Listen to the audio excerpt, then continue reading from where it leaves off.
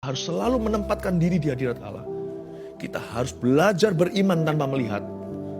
Dan kalau kita mendengar janji Tuhan langsung responi. Percayalah Tuhan kita sekalipun gak kelihatan, dia nyata. Dan dia berkuasa. Pada waktu kita diterpa badai, saat itulah iman dibutuhkan. Nah, buat apa punya iman kalau fine-fine saja? Iman itu paling dibutuhkan di saat-saat kritis. Bukannya justru ketika kita dalam persoalan, kita semakin butuh Tuhan. Sebenarnya enggak sih, sebenarnya ada masalah atau enggak kita tetap butuh Tuhan. Tapi kan lebih terasa butuh, ya kan? Waktu kita diterpa badai, kita sedang mengalami tekanan. Kalau kita nggak tahu harus berbuat apa-apa, lakukan yang satu ini nggak pernah salah. Serahkan kehendakmu kepada Tuhan. Rasanya nggak kepingin muji, pujilah Tuhan. Karena bukan kehendakmu dan kehendakku yang jadi, tetapi kehendak Allah yang terjadi. Bukankah firman berkata, pujilah Tuhan dan bersyukurlah dalam segala keadaan. Waktu kita disakiti rasanya mau balas orang itu, tapi firman Tuhan berkata, berikan pipi satunya. Sesusah-susah kita itu mengampuni, jangan berhenti sampai pengampunan. Belajar memberkati musuh kita, karena Tuhan selalu benar. Dan gak pernah merugi orang yang melakukan kehendak Allah. Ruginya cuma dalam perasaan. Kok enak orang itu aku berkati, wong dia begini sama aku. Kenapa aku harus ampuni, dia tidak mau berubah. Ruginya itu digembar-gembor dan dibesar-besarkan dalam jiwa kita. Tapi orang yang melakukan kehendak Tuhan sesungguhnya tidak pernah rugi dalam realita. Rugi apa? Karena itu mengundang penyertaan Allah.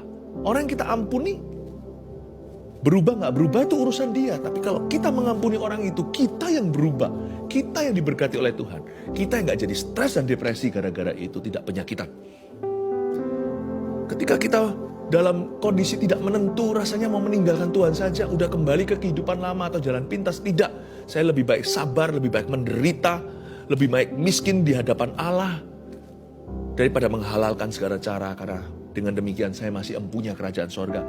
Rasanya itu bertubi-tubi, kita itu seperti babak belur, tapi kita tetap pegang teguh pada prinsip kebenaran. Lihat nanti ya, pada saat hari Tuhan menolong kita, kita gak perlu dipulihkan lagi, kita tinggal menerima pahala. Tapi coba, pertimbangan mereka yang ketika dalam tekanan meninggalkan Tuhan. Waktu nanti pertolongan datang, mereka gak layak menerima seperti Esau.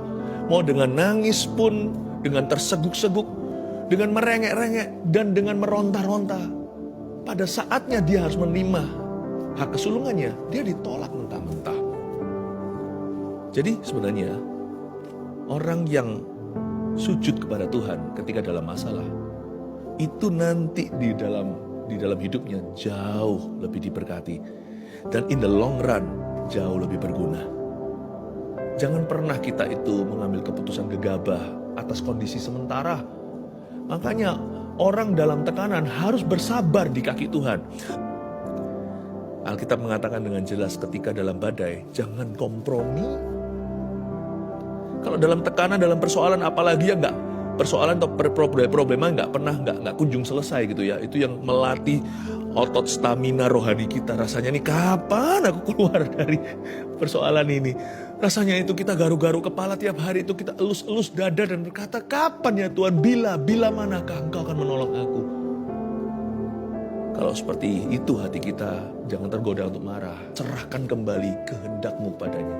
Serahkan kemauan, pikiran, hati, seluruh hidupku. Serahkan tubuhku sebagai persembahan yang hidup dan yang berkenan kepadamu. Tuhan, aku mau memberontak rasanya, tapi aku tidak akan izinkan kakiku lari.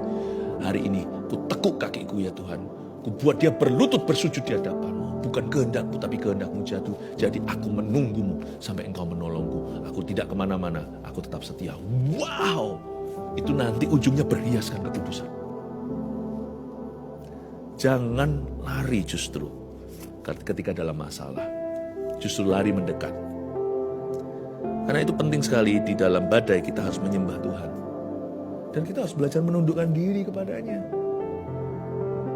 Bukan justru lari dan murtad dari jalannya.